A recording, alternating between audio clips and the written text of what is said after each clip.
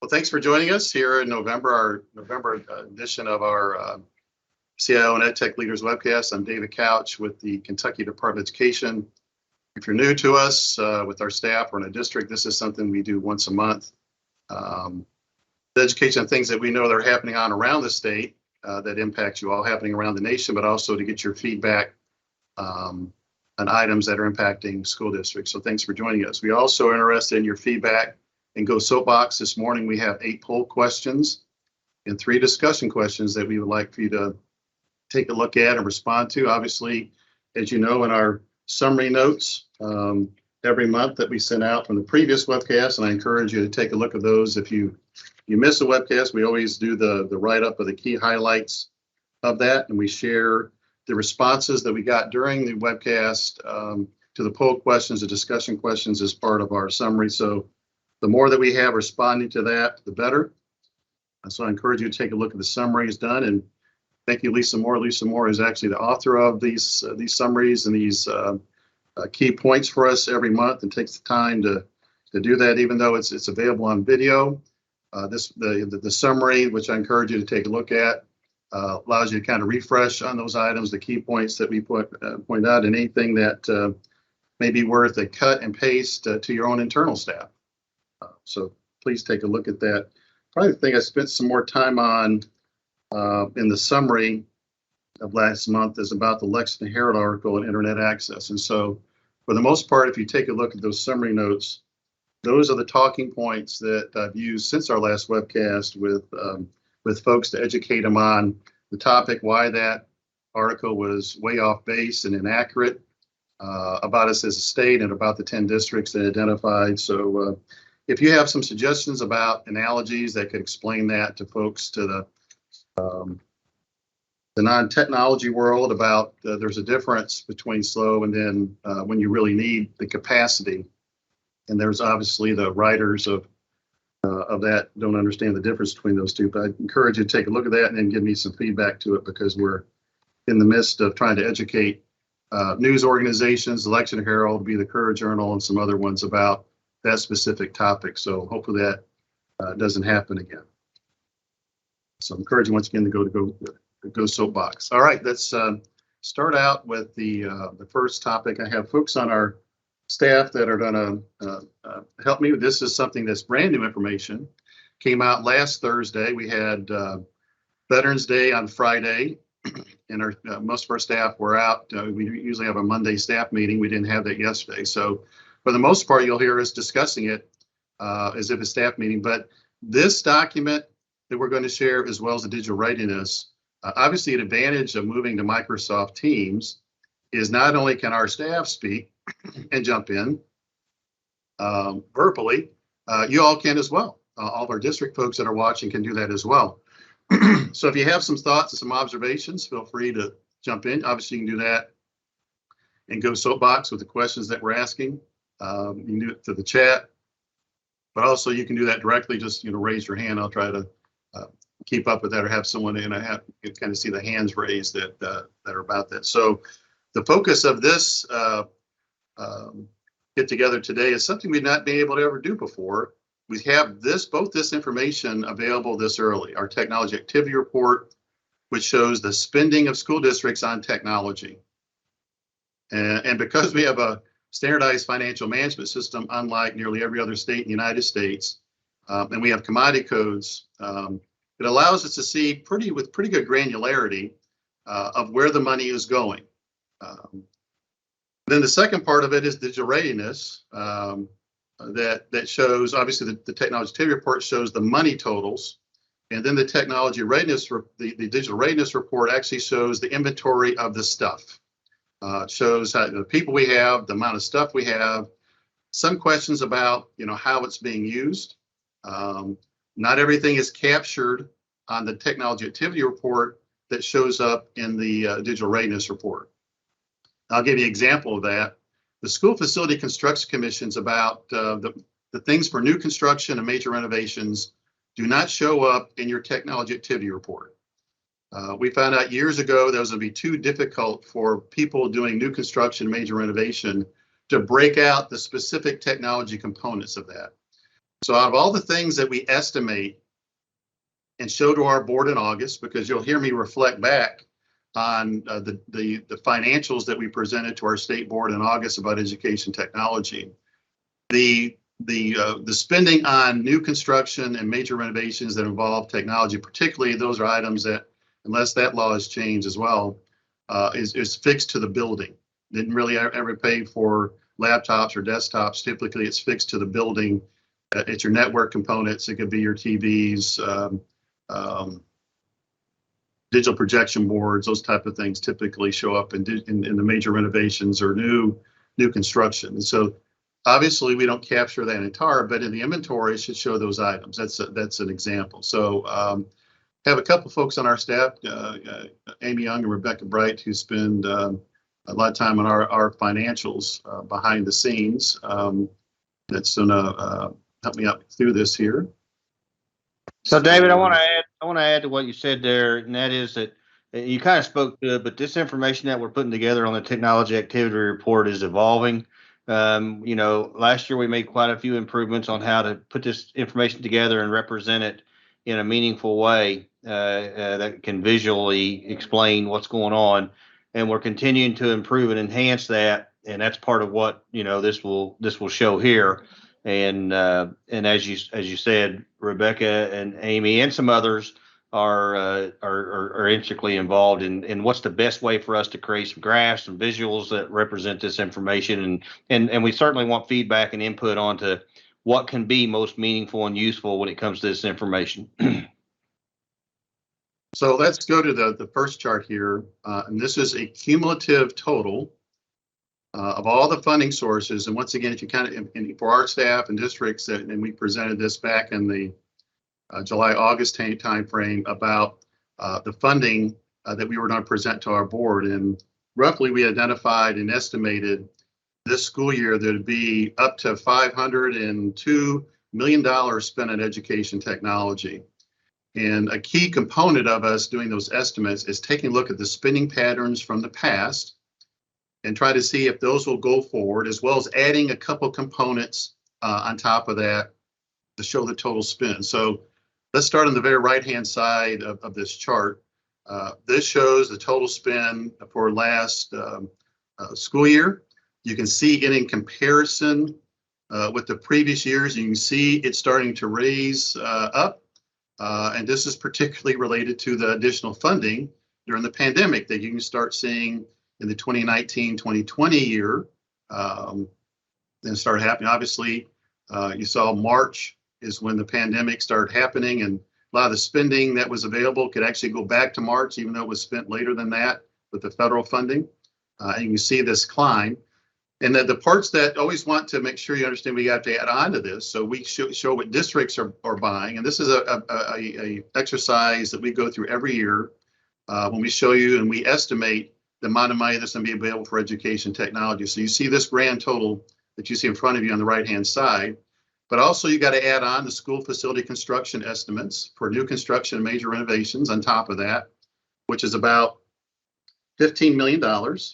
And then you need to add on top of that, and I'm taking a look at my notes from the presentation to our board, is our shared services out of KETS funds out of the $15 million. And then you would add on top of that the internet services resources of 17.3.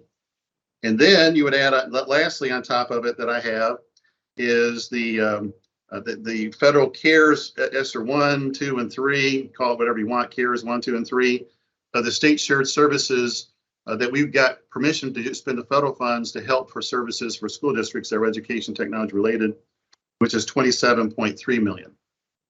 And once again, those were all things that we covered back in the August timeframe on this webcast and very other thing, even our OET team huddle. So I want to make sure there's additional costs that show up on top of this. Back in 2021, we estimated and showed a chart to our board that it was going to be roughly $405 million for the 21-22 school year. And you can see just from this chart, it's less than that. Go ahead. I'm sorry to interrupt you. We're getting messages. Some folks are not able to see your screen. Do you mind to stop sharing and then reshare, Okay. just to make sure that everyone can see it? Sure. I can- Sorry to interrupt that. You had it. You're on a flow there.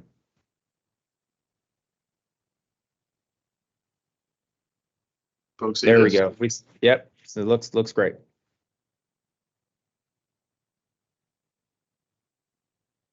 You see this? You see anything?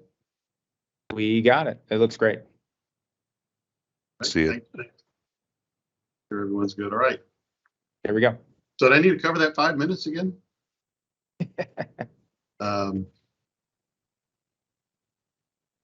Okay. So this is the chart I was talking for those that could no one see? Go ahead and speak up. Could see it. I was Could no able one to see see it it. before? Yeah, Yeah, David, I I was could able see to it see it. fine. Yeah, I saw it. Yeah. Okay. I was able to see it. Okay. All right. Those that couldn't see it before, can you see it now? Yep. Yes. I can. I did have to stop my Teams and then jump back in. Yeah, that was the symptom. Yep. All right. Well, so this shows historically over the past 6 years. A key thing I look at, my takeaway from this is you can see this flat funding that was occurring. And you're going to see this comparison to what we estimated that we needed for education technology per year, and how short we were of that. So our master plan budget estimates that we need about, on average, $366 million per year. And you can see in these years here, we were very short of that. And we use this document, we use this information for a couple of different purposes. One is to project what we think the spending patterns will be for the following year when that time comes. So we actually take this information to say, do we think it's going to be about the same? We also take a look at it for master plan purposes. We're in the 2018-2024 KETS Master Plan for Education Technology. KETS stands for Kentucky Education Technology System. And so you'll see us when I go through this. Are we way off in our estimate? Do we need to make that adjust in the next version of the KETS Master Plan? Or are we right in it and it's just being underfunded? So as we go through these different areas, that's the kind of thing that we're going to be taking a look at. So here, we were getting very stagnant. This is where the federal money started kicking in even more, kicking in even more. And if we were going to take a look at this chart for next year, it should be even higher. Once again, we're estimating our spend for the 22-23 school year, based on what we presented to the board and shared with you all, is $502 million. This year, we estimate it was going to be $405 million. Obviously, I talked to you a little bit about the things that make up this difference here: school facility funds, things, shared services we pay for districts at the state level. So, Rebecca or Amy, is there anything you'd like to add to this chart in particular? Well, you can see here, before you do that, is you can see the EdTech funds. And for those that don't know, that are new to us, EdTech funds is the combination of the money that we send and offer of assistance to districts, which you match equally. And that's been flat. Obviously, we're trying to get that raised back up. I mentioned we've talked with the Kentucky Association of School Superintendents and our board about making it a priority for the next major funding session, which is not this one in 23, but in 24, and they're receptive to that. And so this kind of information also helps us. This and the charts we'll be showing you a little bit is about trying to get additional funding for education technology beginning in 24. Then go to a large variety of education technology projects and services. So having said that, Rebecca and Amy, is there anything else that you would add to this chart in particular? I think you covered it, David. Okay. Now, I'm going to know this one pretty well, not necessarily the other ones, but you can see in this one, we included the Emergency Connectivity Fund and the ESSER funds that you all spent. Looking at our estimates for previous years, I'm looking at our chart we presented to State Board. We estimated as $27.7 million for the 22-23 school year, which doesn't show up in this chart. But this 21-22 chart, we saw the actual expenditure of $448 million and Federal Emergency Connectivity Funds, ECF. And that's important to mention because you'll see these numbers of computers incredibly high and our ratios incredibly good. And a lot of it has to do with the funds, the SEEK funds district had and these federal types of funds.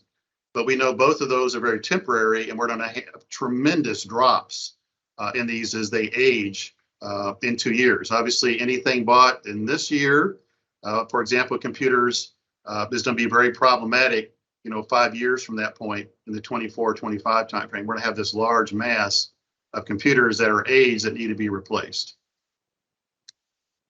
All right, can you all see the next chart? It has colors on it. Yes, sir.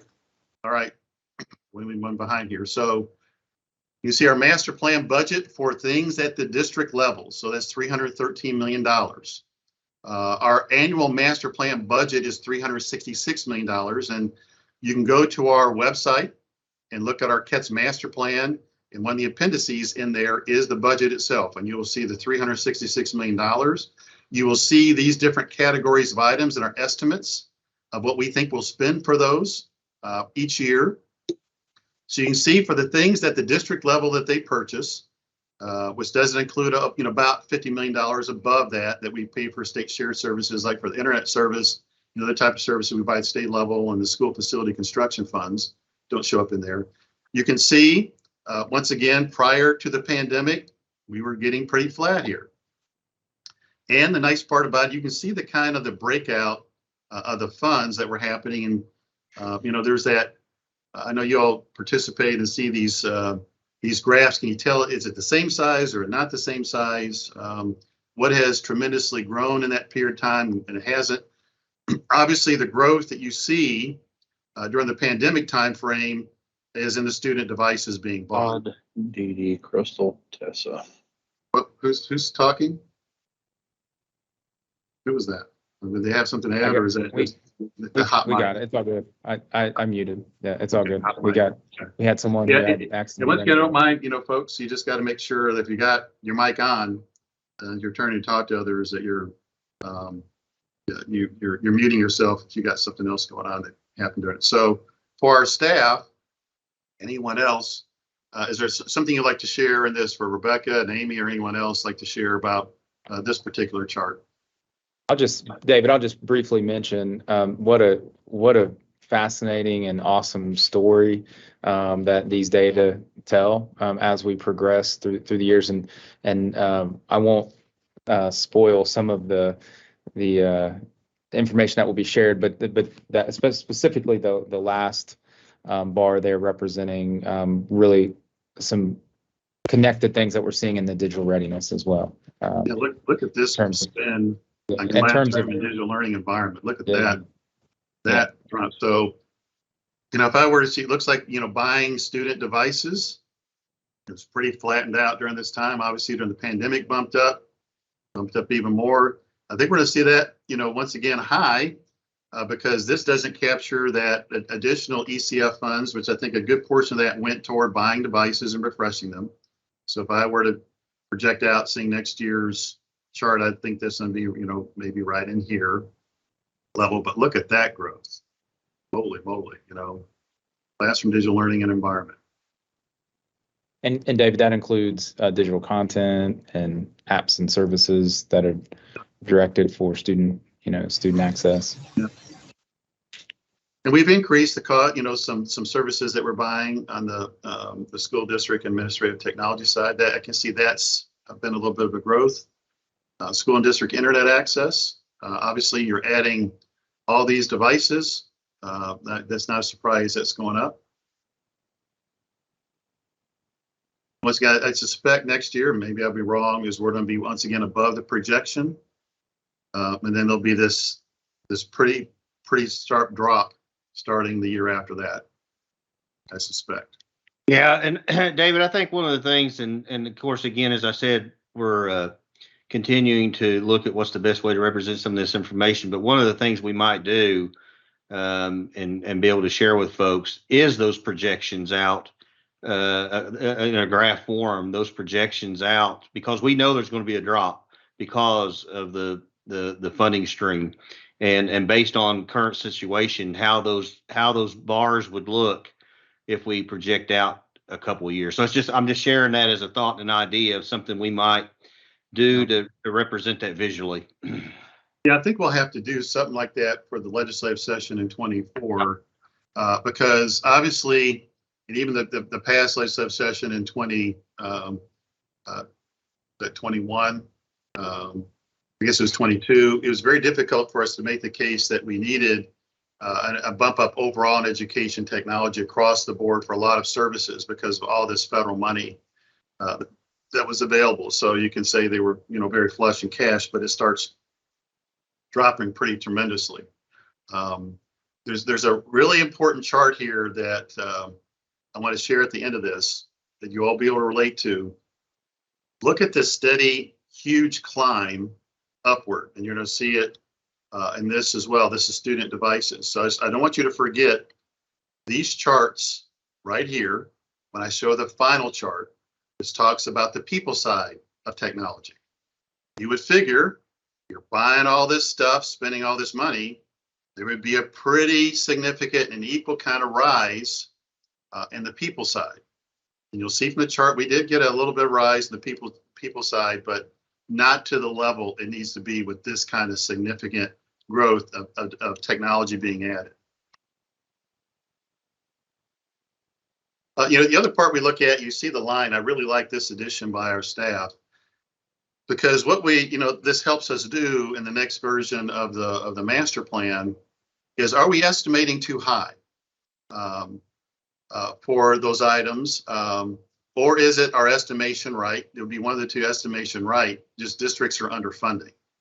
But you can see, obviously during the pandemic, our estimation that for student workstations, it should be at the 49 million level, and it was not at that level, which the way we described that is districts were keeping older stuff longer, and we could see it. You weren't turning it in very often. You weren't surplusing it. And there's a chart we have in digital readiness that shows their speed of surplusing. You were not. Now you are, because you're getting enough in at the rate it should be. So, we always want to be very transparent, but very accurate in our estimations. And you can see this one here for the past 3 years. We're above it, and I suspect the next, this current school year will be above it. Any other comments by our staff or anyone else about this one? David, there was a question submitted, and it was really hitting on the previous visual in the areas that we've identified from the CATS master plan budget about reoccurring or operational costs. And I think the one thing that we've looked at in the past, and that it is a great idea to get an understanding or a foothold from our technology planning perspective, but the vast majority, a significant percentage of all spending in education technology is reoccurring or operational, and that's a great question and something really smart to be thinking about. I think it's been a while to break it out. I want to say 65-70% of the costs are reoccurring. The next percent is you're replacing on time, and there's a really small percent new and emerging. And we used to always put it in this in our note to the board. I don't think I've done that for this one, but yeah, it does capture the ongoing. All right, let's go to this area that was just exploded. Once again, you see this was our estimate in the master plan, and even before the pandemic, we were going above that. So it tells me maybe in our next version of master plan we need to raise that up. But you can see the tremendous jump, and to me it'll be interesting. Does that stay at this even after the pandemic?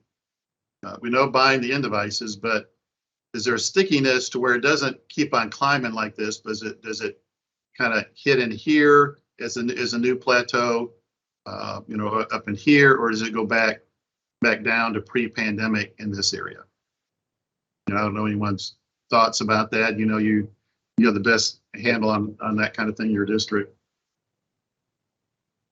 I would love to see some of our school district leaders comment. I will add that specifically in this area, we are, working pretty hard to understand. And David, we've talked a ton about is the technology making an instructional difference or not? Is it having an impact in terms of learning? Is it valuable for students to engage in the type of software, app, or digital content? And one of the things that I think that and I don't want to overgeneralize it, but it's something that is an emerging area to watch is in districts that are seeing really intentional progressive climbs. They're starting to hone in on the number of apps or softwares or services that students are engaged in, and so that those numbers may start to level out or flatten out in terms of the sheer number of apps that our students are in. So then we potentially could see that start to drop to a more steady kind of climb. Thanks. For your faculty and staff access, so that you see this gap that we had. So the wonder is if we have the master plan line too small, or what was happening was actually should be that much. But the last people to get, newer computers were the staff, the teachers and staff, were the students. And that figures that would happen in schools, that you would make sure and try to make sure the students had the most modern that you could and refresh them. And if anyone was going to suffer, it was going to be the staff, and they were going to keep theirs longer. Or is our estimate just too high? Now you can see during the pandemic when there was funds to address the staff, looks like there was a lot of replacement of devices for the staff during this time frame. So I would take out of it, and you obviously you all have a better vibe what's going on in your district. Is this too low?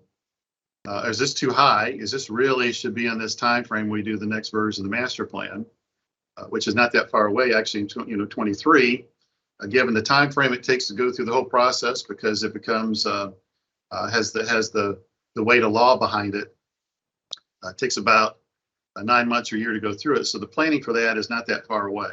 Even though we say 2018, 2024, planning for it is, starts pretty soon. Actually, this is part of the planning for the next versions. We're trying to talk about it. So the part, this is a good talking point. Are these, should it really be this high? Should it be done in here? And is analysis right? Is they were just keeping stuff a lot longer. David, I know another influencer on this particular commodity and area would be the influence of needing to make our teaching and faculty more mobile. So, as we transition and got saturated with, having folks teach and learn from home primarily, we went from the desktops. Yeah. And so Marty, I didn't see it in the chart that we have for digital readiness. I know we usually talk about it. I think that's a good point.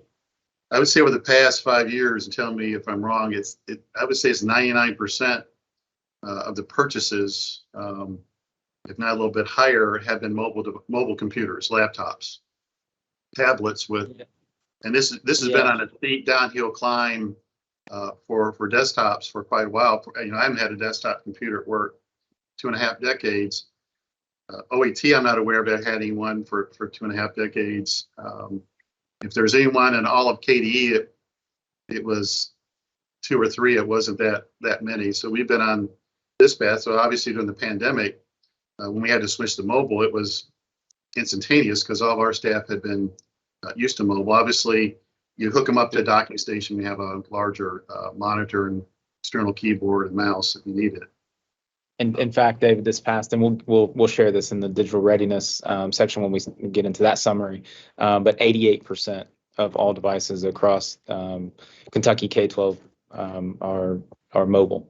Yeah. So mobility is definitely and once again, I would say if you look over the past 5 years, because those include some really old ones.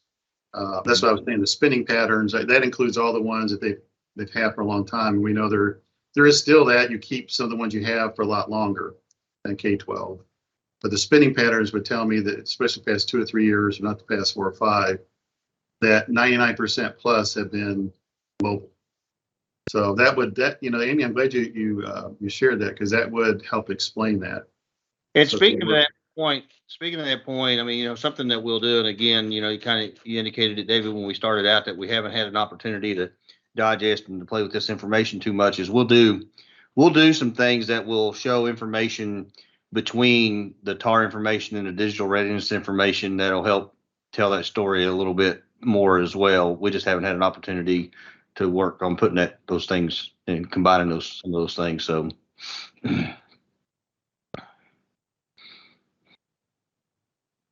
administrative technology,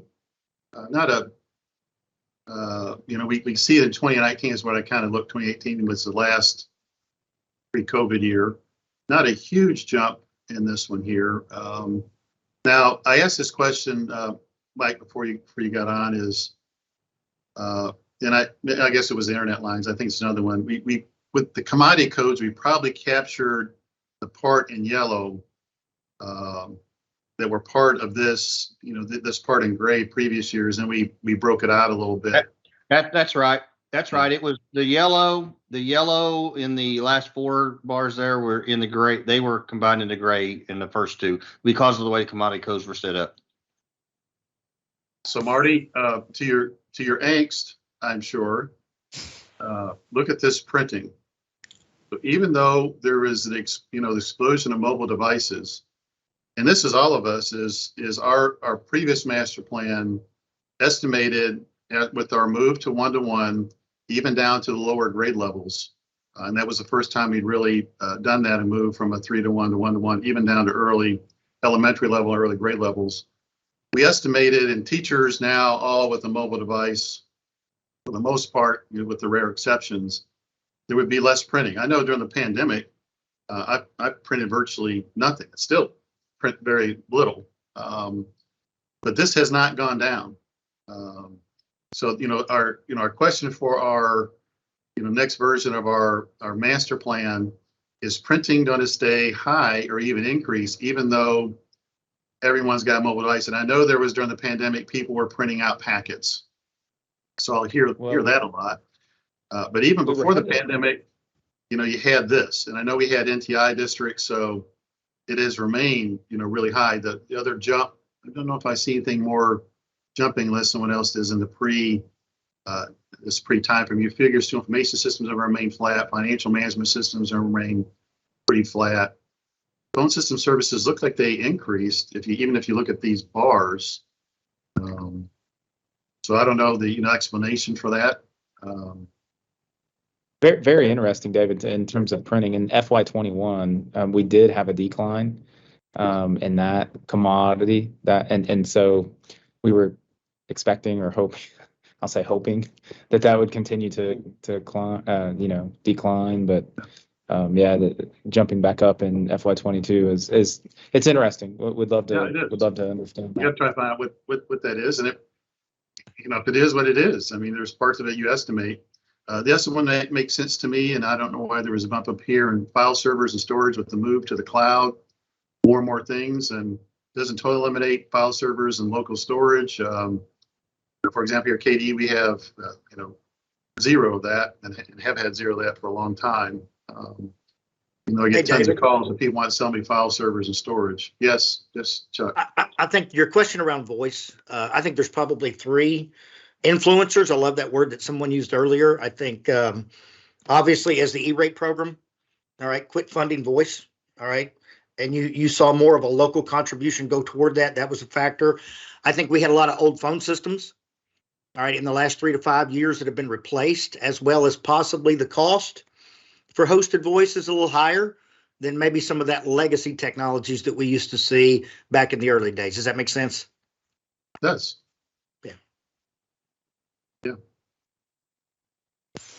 And David, just touching on kind of the breakout of the yellow from the gray, just as a reminder, since the data covers the 6 years, approximately 5 years ago, we went through an exercise. We put ourselves on a data diet.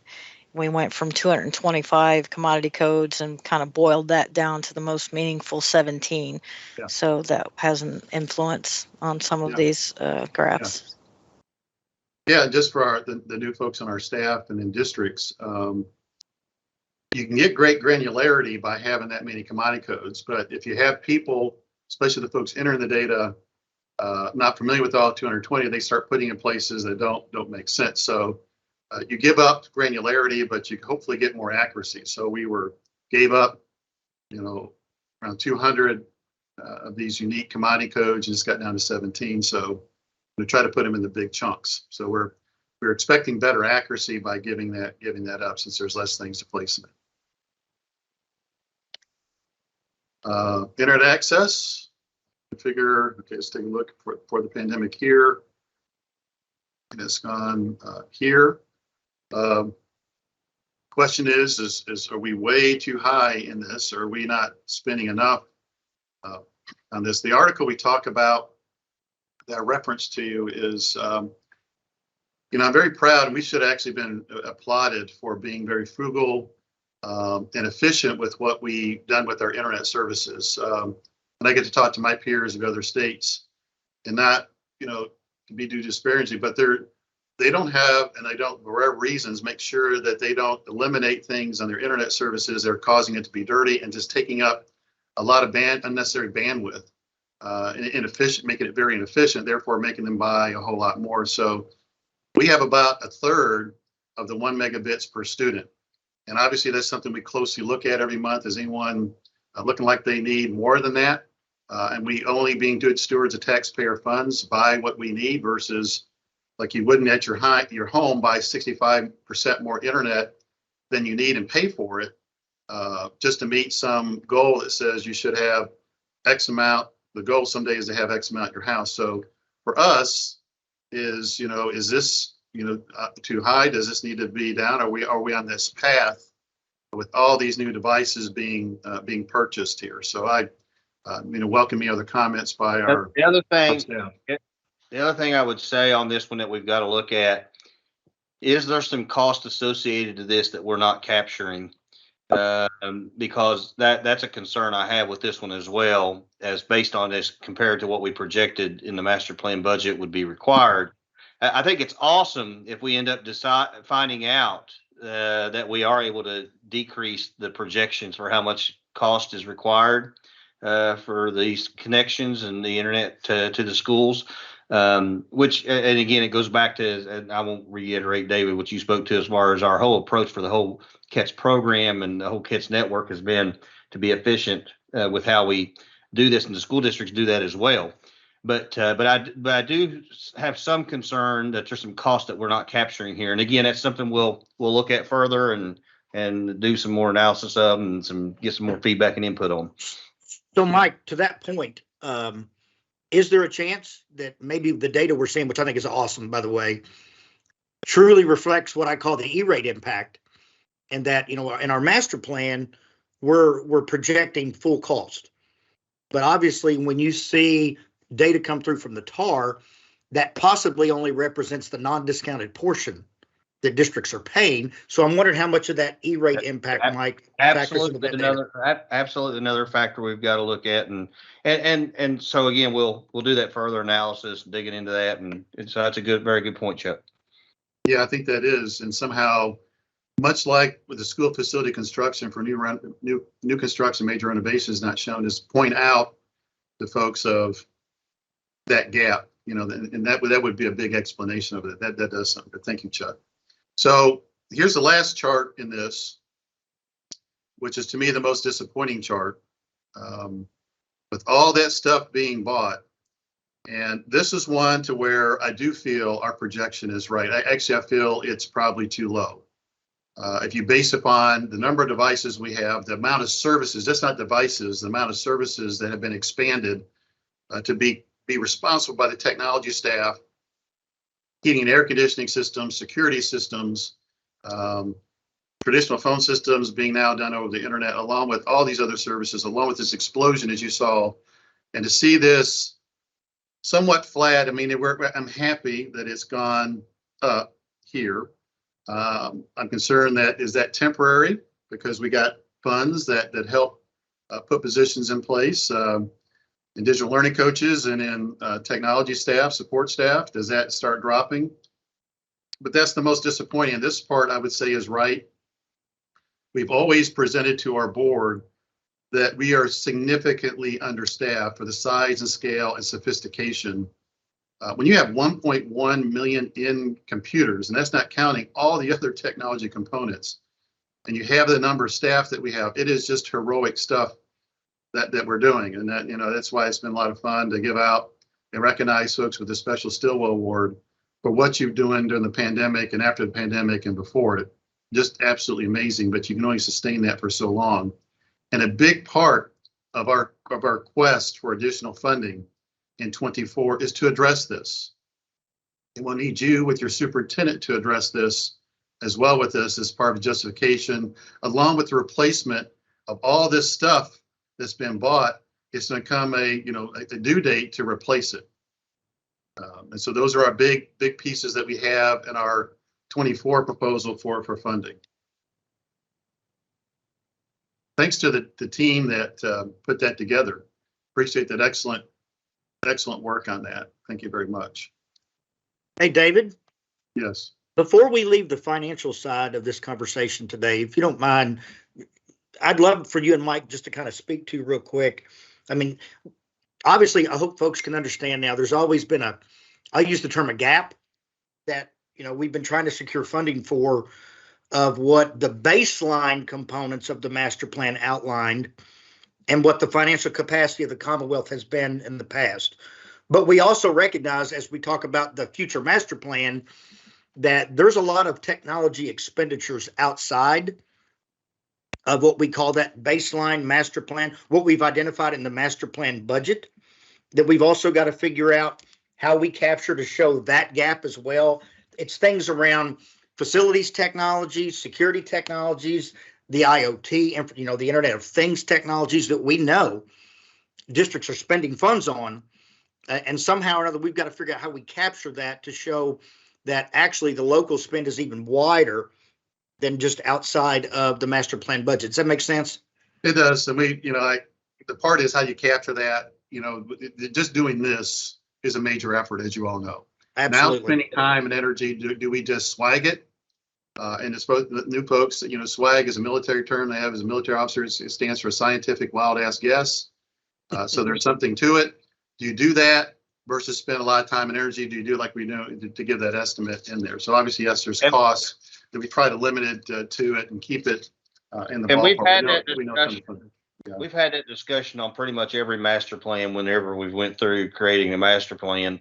And it really has, our focus has remained on what we will refer to as instructional technology, technology that, impacts the instructional process and learning. And we've excluded things that are technologies that are part of keeping a building up and running and keeping all the different aspects. And that's what you're speaking to, Chuck. So I think it's important, and it's a good thing for us to get feedback on from the districts, because how helpful would it be? And how do we most easily but beneficially capture something that represents that without it becoming an overburden to our focus on the instructional technology or the things that impact instruction, which is the focus of the program for all intents and purposes. So, yeah, I'm just looking at some of the Go Soapbox stuff that we're getting. We don't use our play staff workstations just because workstations from the past few years are still very fast, don't need replacing even 5 or 6 or 7 years old. Okay. All right, so let's talk about our digital readiness. This is once again much like the TAR. We got it from all 171 districts. We have a planning process that's required by law by every district. So every district does a technology plan. Obviously, we do one at state level. We just talked about digital activity report, but now talk about digital readiness survey. And the last item we get, it helps us all to circle back in our annual planning process at the state level, is to get that 360 feedback from you, the top 5 things we did well, and the calendar year not so well, or should have gotten to, and what should our goals be for the following calendar year. So that's our process that we go through. We also, and I use this a lot with folks asking for information, is when they say, well, what is districts X, Y, and D doing? What do they have? What do they have in a certain region?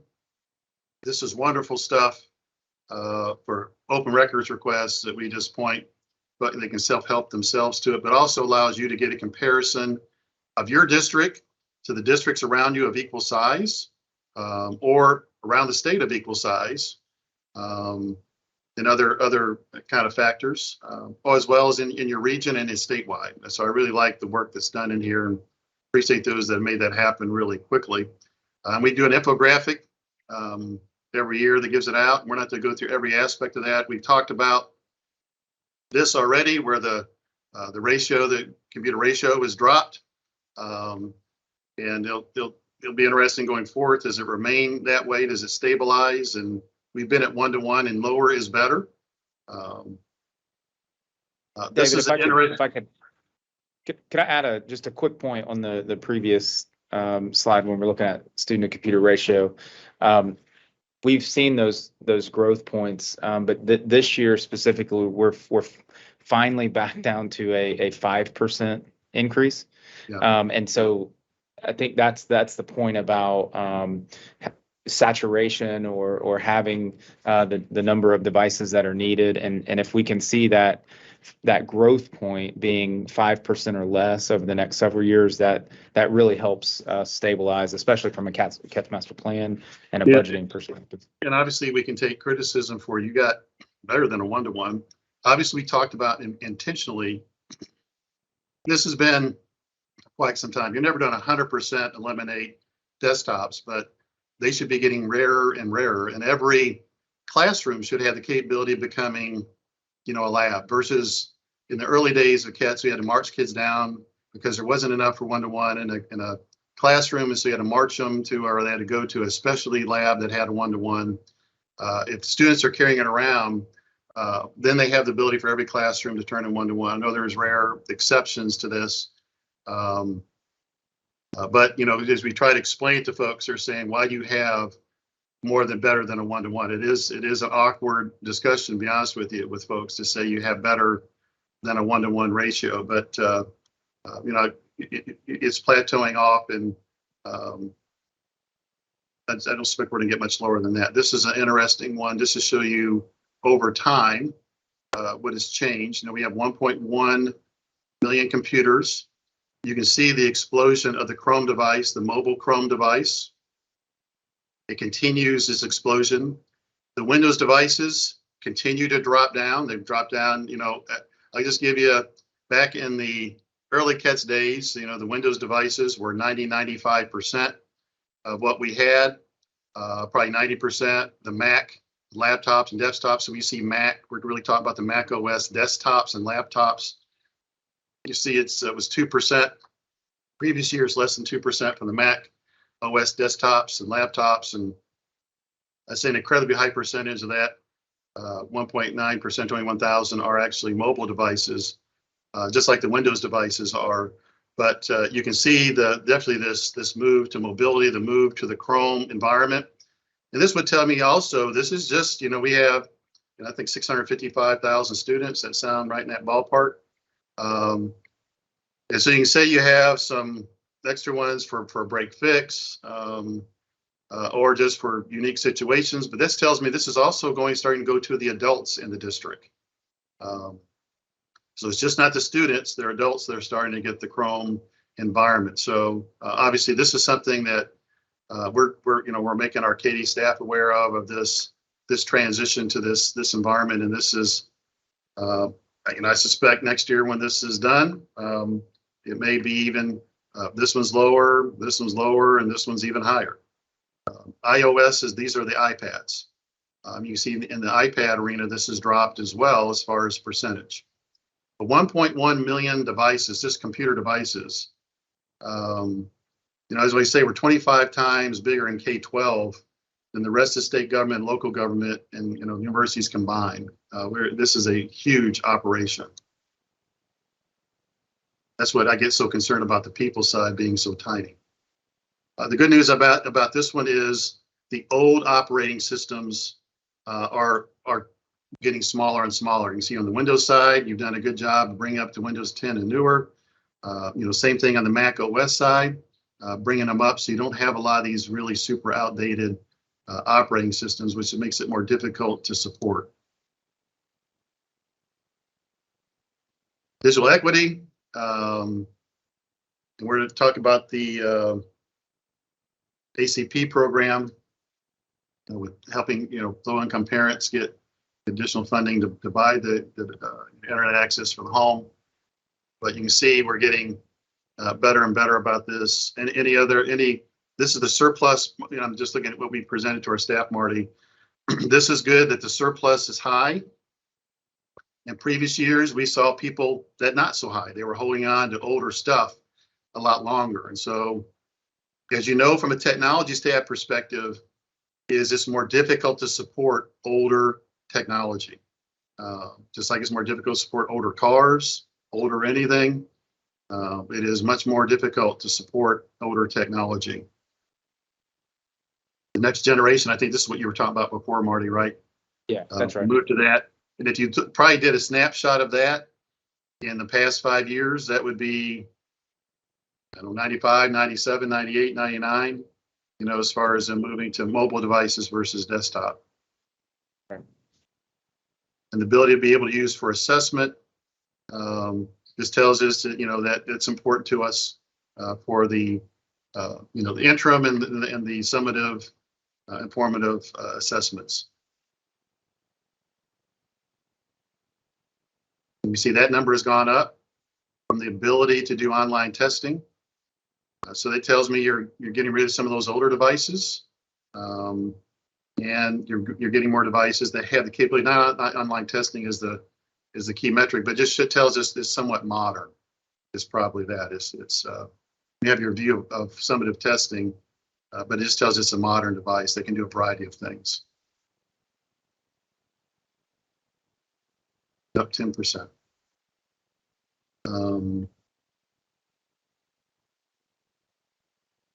This is, Marty, I think as you described it, this is held firm. We weren't sure after all the funding, we'll have to see in the next 1 or 2 years as that start raising up.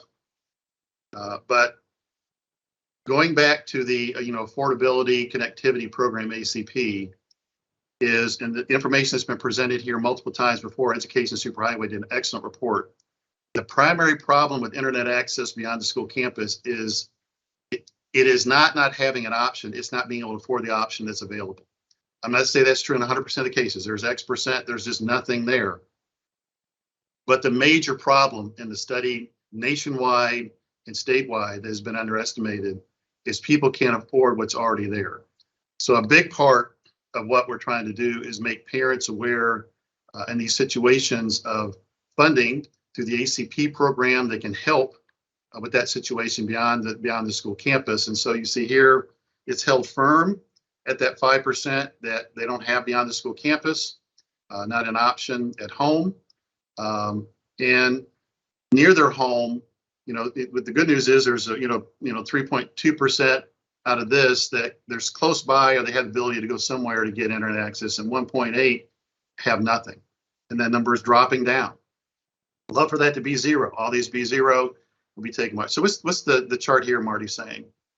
So yeah, just when we think about digital equity, that's a term that you'll hear nationally being used more and more. We will continue to push on digital equity, but in terms of students having access when they leave our schools, leave campus, that's always been important to us. That's always been important prior to the pandemic. And generally, we think about access to a device, access to the internet, and access to high quality digital content. Those are the three main components when you hear digital equity. You've heard also things like the homework gap. You've heard the digital divide. Really, we're talking about similar ideas there, but it's really for us to continue to push on. And I think the strong point here, as David pointed out, and we were concerned that 5% of students who did not have access in their home would jump up, because we know that there are two major ways that we all are approaching this. Either we work with ways to make internet access at students' homes more affordable through different programs, subsidy programs, whether that's state level or federal level, or you are providing internet access to the student when they leave you. So we know the number of districts who gave a cellular device to students so that they could check that out and then use it at home. We were concerned that that number would jump up, but thankfully that's held strong. What we're looking at, what we're excited about, is that drop from 14,000 down to 11,000. So more and more students have access in more places, not just at their home, and we want to see that other drop. So it's just a chart to look at percentage of students with no home access, and that level of student membership and how you are trying to approach that, which is exciting for us and interesting for us to move forward. We will talk later here in a bit about the affordable connectivity program, which we're seeing strong. Question: if the percentage of families in my district using ACP is low, like 36%, it actually is pretty high compared to the national average. Yeah. Obviously, we want to get that way up. And I think the Lifeline program has been around since 1998, and they have less than 10% adoption rate. So it's we'll be talking about some strategies to try to help the low-income families. So percentage of schools with Wi-Fi, 99% and growing, and an increase of 1 gigabit per second. Schools with the Kinsub Hub site, which has changed since I last took snapshots, now at 112 of them. So that was new news for me.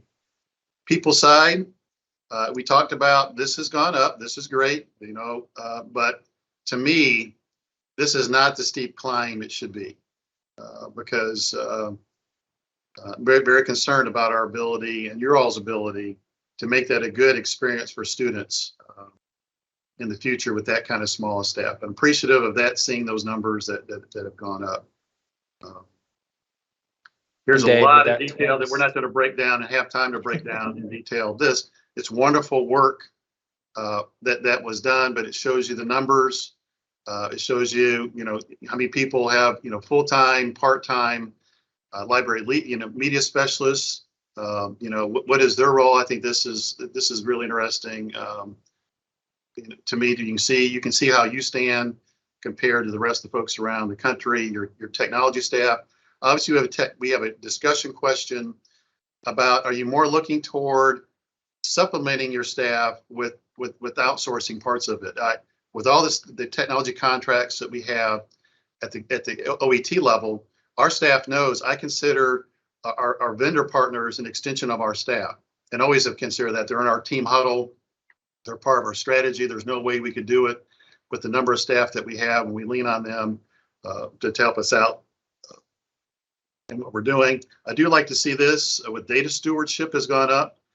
We have people stopping on down all the time about data quality. And the concern I've had is there's not really data stewards in districts, and someone being the air traffic controller of data in a district. I've always fussed about, this is probably the last area for something of this size and scale that really doesn't have, someone overall in the organization championing and leading all the major data systems and trying to make sure they're coordinated and coming together, and that there's not duplication. And so I'm glad to see that this is improving. Student help desk numbers have gone up. That's good to see that we have out there, 114 of them. The district's paying a stipend for that is great news as well. We've talked about this here. These are some. I don't think we're going to show this necessarily in the infographic, but just the feedback that we've gotten from you all on these various topics about MFA. So you can see how, I'll just pause here and let you all take a look at these different categories of how your district is comparing to others. This gives us a statewide kind of total that's important. Let me scoot it up here so you can see them all. So obviously, this is encouraging. The password character standard, that's great news. Expiration, just ID, there's no right answer necessarily for that one. depends upon the sophistication of your passwords, really reflects to how often you would change it, to me. David, too, worth pointing out there in the bottom left corner, so we talk about in terms of security and baseline security practices that we do have moving forward. Part of that is efficiency when creating accounts. And I know we have the connected user experience project going and kicking off, and we're excited about that. Currently, a snapshot of districts who are using Password Sync and Google Cloud Directory Sync in terms of creating or provisioning accounts and the efficiency that are connected there. That was important for us to capture. Yep. Worth looking at.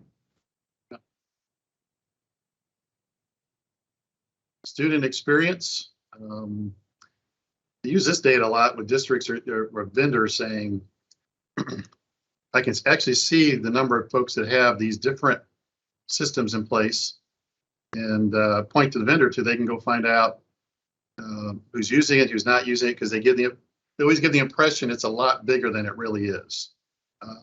That's probably the kindest way I can say that. Find that with a lot of different things here where there's an exaggeration of it from the vendor side when they're trying to sell.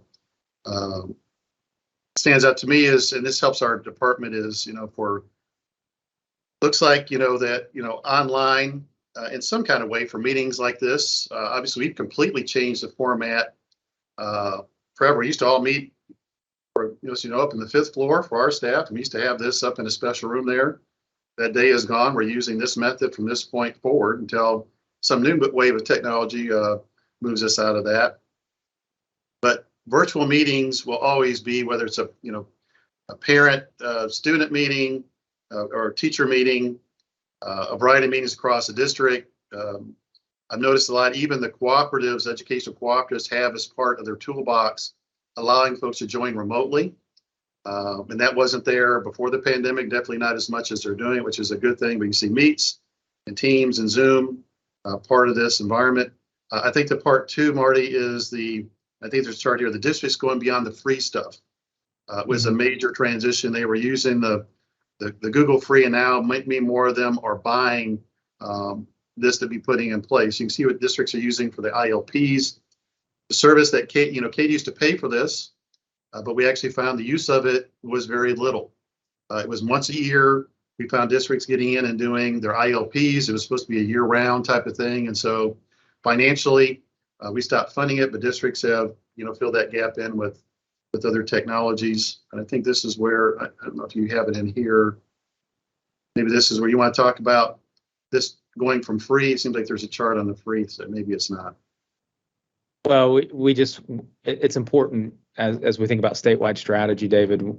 Obviously when you level up or license up, students have more experiences and there's more features built in. And so 83 of our districts have now leveled up in the Google Workspace for Education, and 121 have leveled up with Office 365. So more features, more functionality that comes with that, more availability of tools and services tied to those two ecosystems, which every school district across the state of Kentucky is leveraging both of those in some way, shape, or form. And it's important to kind of understand that trajectory, that strategy of leveling up from free. When we think about the overall, and if you go to the next one, Dave, when we think about the overall, student digital experience, we know that having synchronous tools in place, which David just highlighted, and we know that having a learning management system in place and understanding not just what learning management system folks are using, but just the trends of potentially moving from something free to something that costs a little bit of money and investing more in that. And it's something great to capture. It builds into our KETS master plan, and it builds into strategies that we're continuing to develop, as a partnership. So 160 of our districts now, that's 92%. That's awesome to have a strategy on what your students and teachers are using to structure learning in a way, to leverage the devices that they have, to leverage the internet that they have available to them both on campus and off. And so 92% of our districts have a strategic approach to a learning management system, whether that's at the K through 5 grade band or middle school, high school. And we see sometimes a difference there, but at least it's a strategy that's a district-wide approach. Digital citizenship obviously is a core part of our DNA. It's foundational to everything that we do. And 5 districts are still reporting that they don't feel comfortable. They don't have a meaningful implementation there, and that's important. We want to, if you're one of those 5, we want to help you with that. We have hopefully some good announcement and good news for that at the start of the year. We're excited about in terms of digital citizenship. Certainly the student experience and STLP being the end game for us. What are students getting to do and make? And we see more participation obviously reported. And while we're mentioning that, tomorrow is a huge day for us across the state with STLP and being our online and all-in regional event that we're excited about. We have hundreds of adults and thousands of students participating tomorrow, David. That's worth a high five and a shout out to our school district leaders. Yep. Computer science, we got 128 representing 613 schools are doing that computer science series. Like, remind me enough what OV stands for. Online and virtual. Yeah, so that's an abbreviation real quick just to capture it, put it on one space. But we do have 151 school districts who are offering generally supplemental online and virtual courses. Those are course acceleration, or maybe it's a course that's not offered at the middle school or high school level generally. So that's significant. 151 of you and of our school districts are offering. Then we get into full-time options. And as we move forward, we obviously have some new administrative regulations that we're excited about, and that we've partnered with you. If you're a district that offers a full-time option for online, virtual, and remote programming, that's going to continue to move forward in a very strategic way based on a lot of this information that we've been working on together over the past 5 to 7 years. Email real quick. There's not been a lot of bouncing back and forth. If you chose Microsoft, you pretty much stayed there. If you chose Gmail, you pretty much stayed there over the course of time. And that's what we're talking about there with Yep. that category. Yep.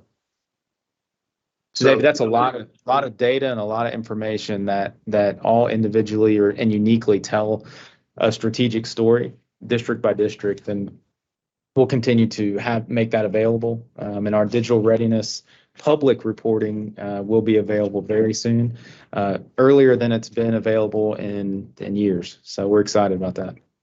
I like the note that I saw here, and this is probably true, is the ADA student device can be a bit misleading because now, really during the pandemic, they had to enroll because, whether they're showing or not, they had to be there. So I like that addition as we explain that. So that may be one that we make a modification for enrollment versus ADA in showing that. I think that's thanks for that suggestion. I really like that one as I'm taking a look at the notes. Just a note, almost all the students that don't have access to home, their parents don't want it. So I've heard that before, and they're not debating that one is too. We found that during the pandemic there were hotspots offered to parents and they didn't want it. And the hotspot would work at their home. So there is that percentage, and I do mention that when I'm giving numbers. There is a percentage of parents that do not want it, even though it's available and even there's fun there. So I appreciate that. I'm always confused at why that is, but there's reasons there. Okay. If we can do this as our Go Soapbox, we had some questions there.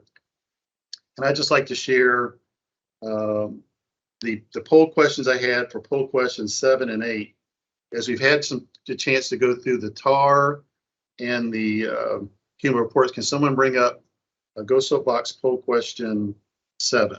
And I'll take a look at the. David, you should see it now. Yeah, don't see it yet. We do have obviously 8 questions in Go Soapbox right now, and the first several have 40 to 50 responses, and as we move down, we're this one only has 29. So it's just a prompt to jump back into Go Soapbox and help give some feedback. All right, so expected, not sure if there wasn't surprised. So either they're expected or not sure as you're pondering the results. Let's go to poll question 8 as we go to the digital readiness.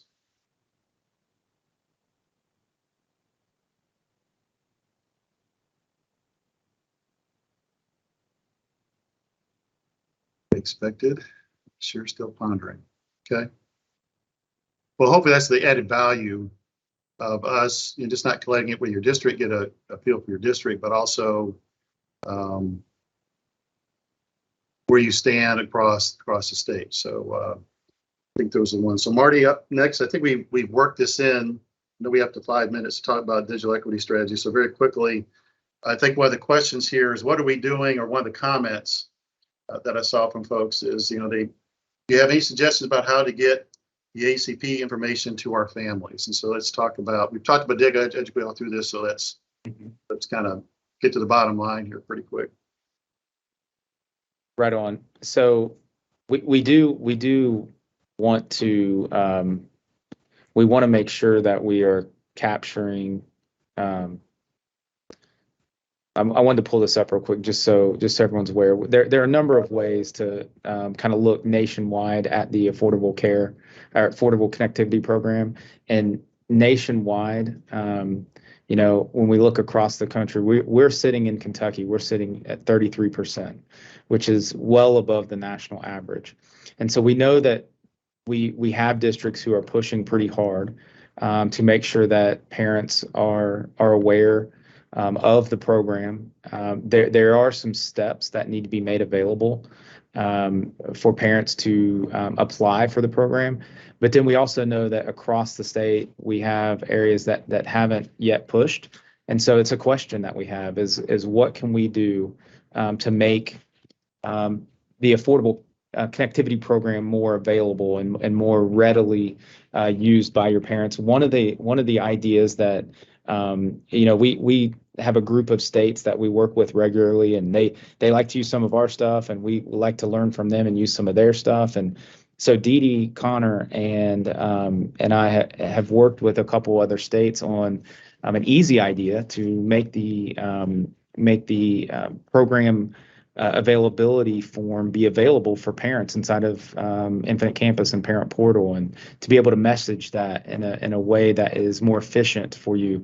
That is one of the hurdles that we know for parents who are working through the application process for the ACP. They need that letter that they are eligible from the school district. So we want to make that more efficient. And so that's one of the ideas that we're working on, and we'll have hopefully some news for you soon on that for you to be able to implement at the district level. But the question that we have and actually posted in Go Soapbox is, that we're trying to get at what else can we do statewide to ensure that we get that 33% participation in Kentucky up to where it's expected. And so close, as high as participation as we can. We know that with the federal programs that we partner with from a district and state level, we are strong participants. We do really well when we work together to ensure participation in these programs. And this is one of those that we can continue to drive. Again, final thing, David, we know that either you at the district level are going to continue to financially support and supply internet services to students who need it and parents who want it via hotspots and other ideas that, again, there's funding availability currently for that. We know that there's a funding cliff that we're all staring at. But then the other option is to leverage federal programs or other state programs to help that be more affordable for parents to work directly with providers. And that's what the ACP is. That's what the Affordable Connectivity Program is. So in terms of digital equity, it's a huge opportunity for us in Kentucky, and we're going to continue to push on it the best we can. Dee, do you like to make a comment about because we were all together at a meeting in Indianapolis with the other states when they kind of talked about this, Georgia in particular. Dee, you're on mute. You're on mute, Dee.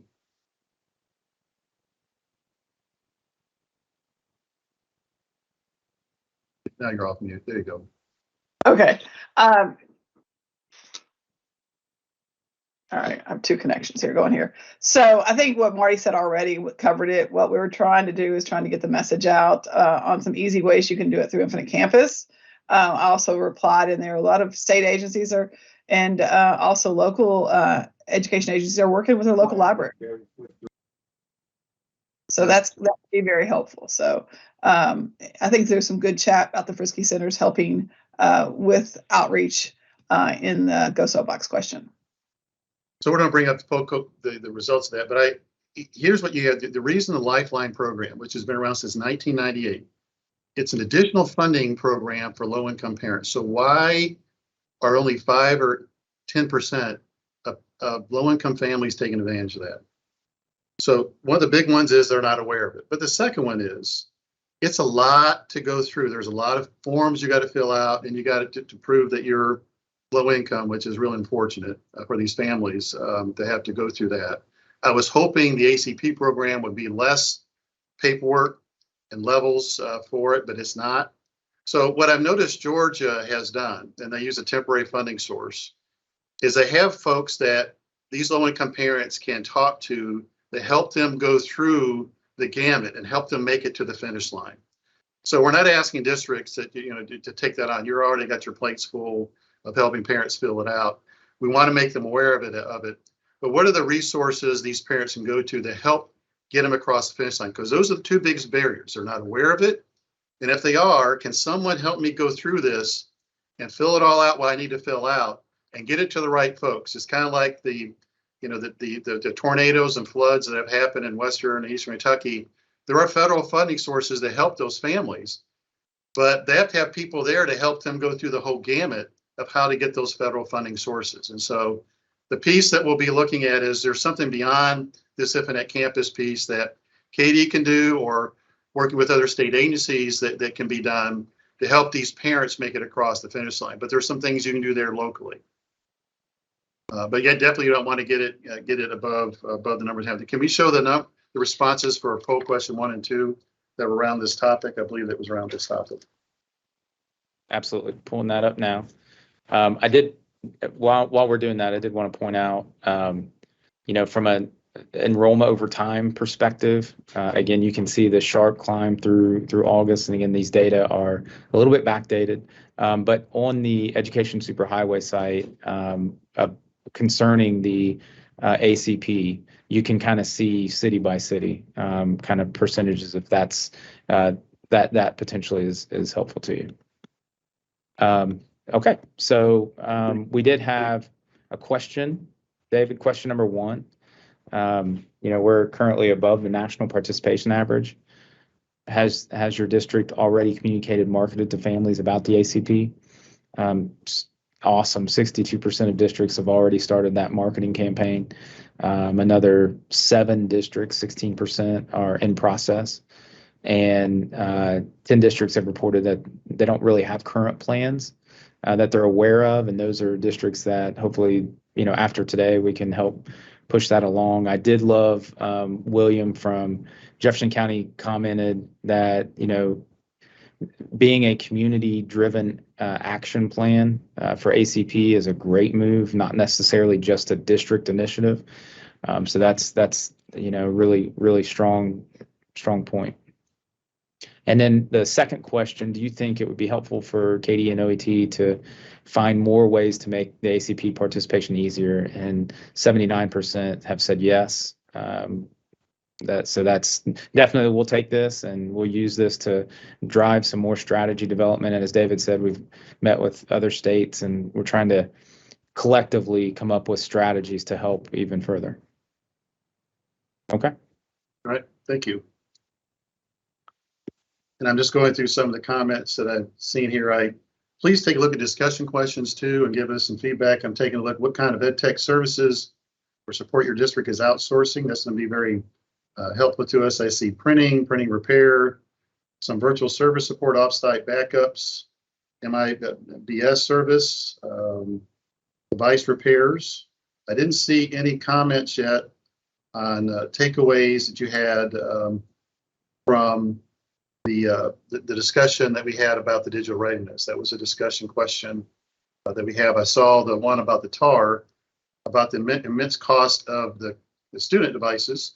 That's always been the big top item, but that would help for your takeaway, any kind of input that you have for us on those. I think it was past Wednesday, we had a regulation that we had presented to you all, made you all aware of, about virtual remote learning. That's going to be a very small percentage of students, 1 or 2 or 3% item, full-time enrolled in a virtual class. Some thrive during this environment. There's unique situations to that. Marty Park went there and presented. Lisa Moore has been a big part behind the scenes. This is a joint effort with us, with other offices, with the Office of Teaching and Learning and Office of Financial Services, since it impacts the financial side.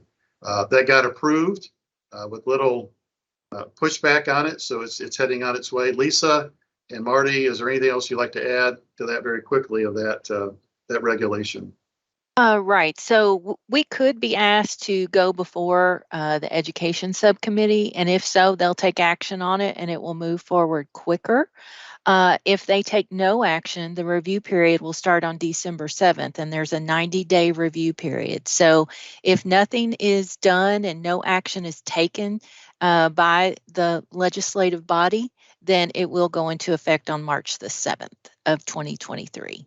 But the important part is districts already got waivers to do this for this school year. Mm-hmm. So this was mainly trying to get this in place before the next school year, because it really doesn't make sense to have waivers. We're beyond the pandemic. So either we need to do this or not do this. So that's why we brought it forth. And once again, it's going to be a very small percentage of students. Yes, Marty, was there something you wanted to add? Well, the waiver was just a reminder. The waiver was a temporary action for the 23-24 school year. This administrative regulation would go into effect as a more permanent approach, setting high quality components in place, and also providing that stable funding source for these programs. And David, the other two things that we mentioned last week with the General Assembly was, that. We also have some structural things that will be released. So there's a new school or program classification code that's already been published. So that would be the full-time enrolled online virtual remote program as an A8. Thank you to Dee Dee Connor and our data governance team for moving that along. And then finally, we will be publishing a program guide that will accompany the administrative regulation for the 23-24 school year. And that will kind of step programs through each component or section of the administrative reg and why those are important and valuable. So thank you. Yep, thanks. All right, next topic is esports. We talked about this pretty extensively last time. It's in your summary notes. We have some updates. So, Sean, I appreciate your work on this. I know we worked with Lee County. We're also working with Pike County. Courtney, thanks for your involvement with this. I guess there's 3 takeaways that I have. We wanted to share some new information. So, for the Nintendo Switch, especially a district-owned Nintendo Switch using a district or state purchase internet service, the state and federal cybersecurity laws come into play. So with the Nintendo Switch, it has the ability for folks to just browse the internet. And so the thing we were testing is, could you play an esports Nintendo, a sanctioned Kentucky High School Athletic Association esports e-games game with the parental controls turned off? So the student, whether they be in the school building or if they take it to the house, they can't go and browse the internet with it. So it looks like that worked. And so appreciate Lee County and valid concerns about meeting the state and federal law, but that just brought that to our attention, and I in turn brought it to High School Athletic Association's attention, and so I appreciate working through that. So we got a good solution now in place that appears to be worked in an actual competition situation that was tested. So I appreciate that. The other part is I asked Joe Angolia, who is the leader for the esports effort, amongst many other things. High School Athletic Association is stretched thin, just like we are. So they have tons of people with multiple roles. So Joe's in charge of esports, and what he shared with me, because I said, well, Joe, do we need to work on the same thing with the Xbox and the PlayStation, the district-owned Xbox and PlayStation? The same kind of, does it meet the cyber safety requirement? The answer is no, because the feedback he's gotten is there are no district purchased PlayStations or Xboxes that they're playing the sanctioned high school athletic association games through. So this doesn't come into play. Both of those also have browsers. If you don't know that at your house, with my sons with both PlayStation, they have all those devices, the Nintendo's, PlayStation, and Xbox.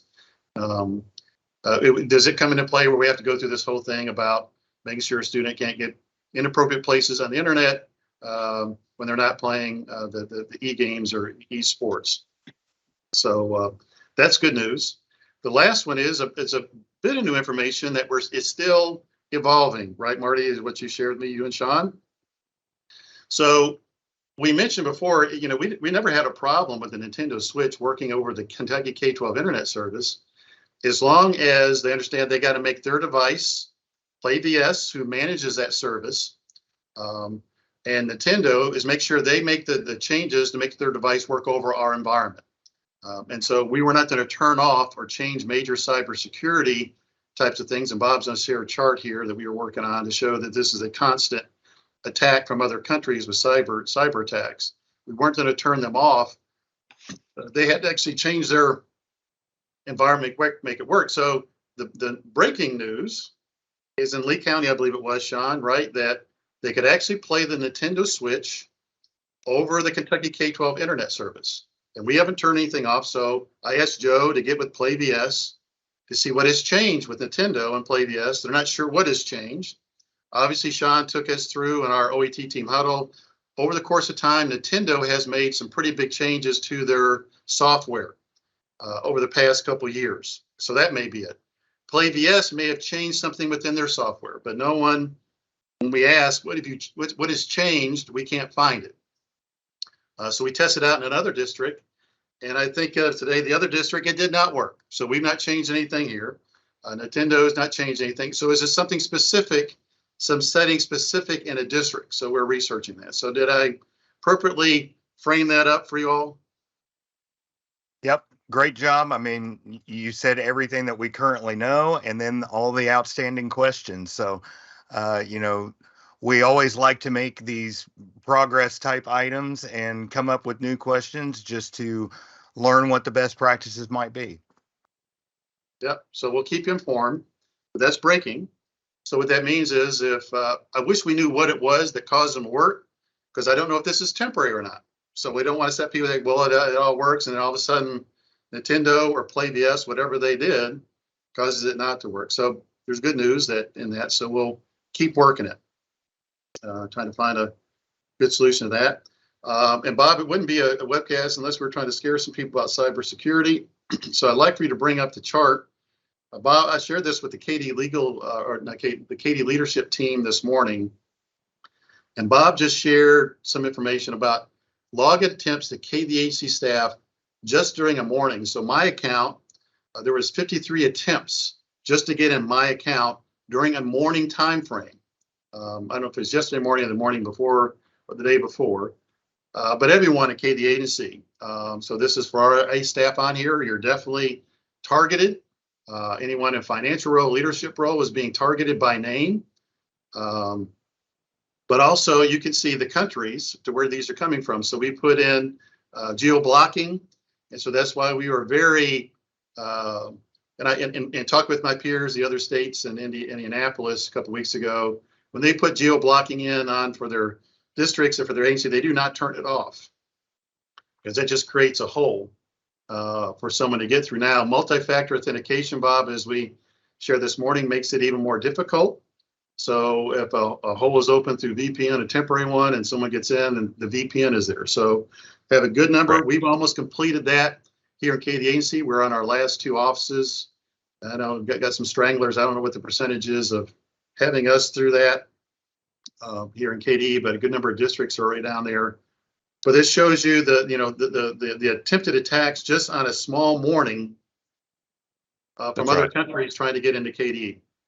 That's right, David. It was I reached the end. I reached the limit of being able to export the data before I even made it to the day before. This was just a normal, regular Wednesday from last week. And even though we do have geo blocking set up, I think it's important to every now and then go out and look at a report like this, because it shows us that there are in fact people who know that what our email addresses are, know that these are cloud accounts, and are going to try to get in through them.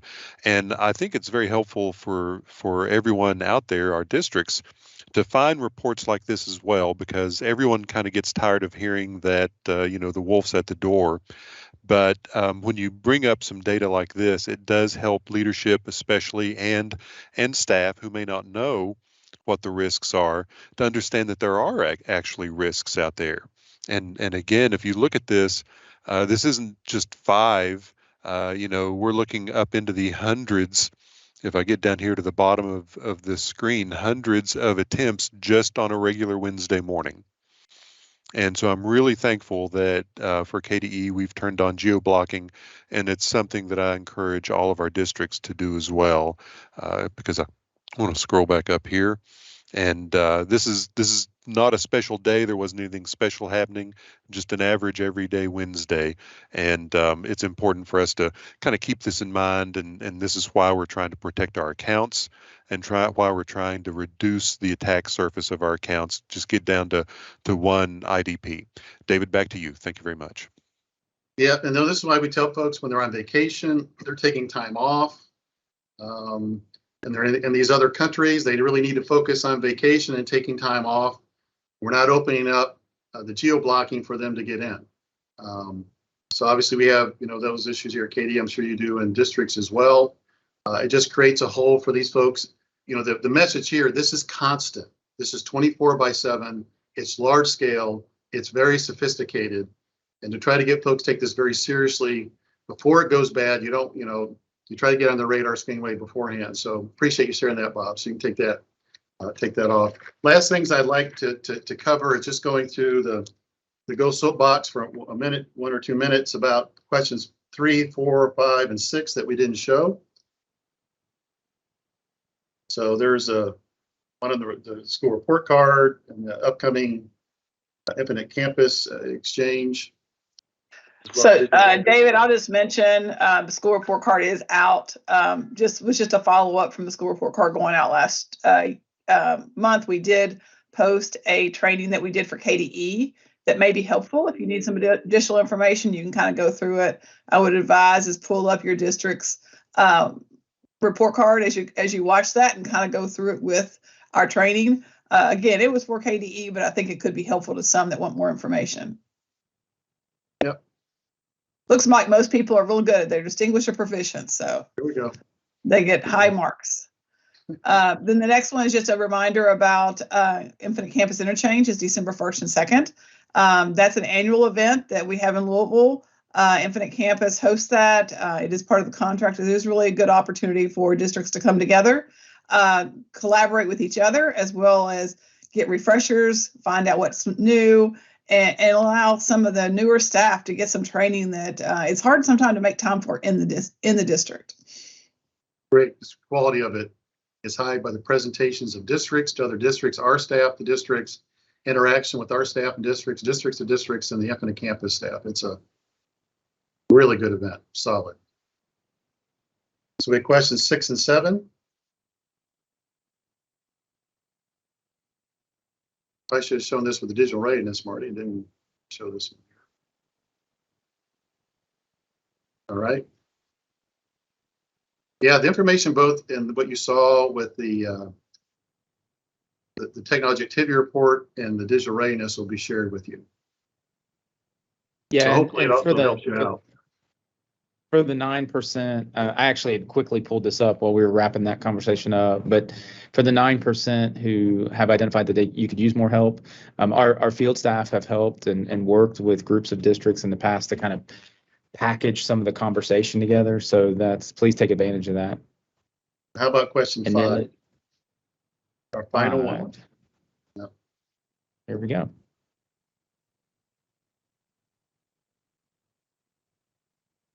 So this is one, as we are hearing more and more about outsourcing, we wanted to try to get an idea of how we're capturing these costs, and it really kind of feeds in and was sparked by, as we were working on the TAR information, the technology activity report information. It's really something, and again, I know during the KISTI Fall Conference, we heard a lot of conversation about outsourcing some of these support functions and different things going on. And so we'll continue to work on how do we best capture how this kind of activity is occurring and how the associated costs and how we're capturing that. Well, I think you can take that off. Thanks for everyone for joining us. I'll be staying on here for a little bit of after hours feedback. Just a reminder, we got feedback from all districts. I think is due 15 December. Our webcast for December will be earlier in the month, since that'll be right around Christmas time, and we'll have that date so someone can really look at it when that will be in the December timeframe. So once again, thanks for our folks that are watching by YouTube, our partners and our cooperatives, and then our districts, our OET staff that are watching by Teams. Thank you for your effort. Hopefully this was informative and helpful to you. And I do appreciate your contribution, all of you, your contribution to that information that allowed us to share it with what's going on in your district, but cumulatively what's going on across the state. So thanks. Have a good rest of the week.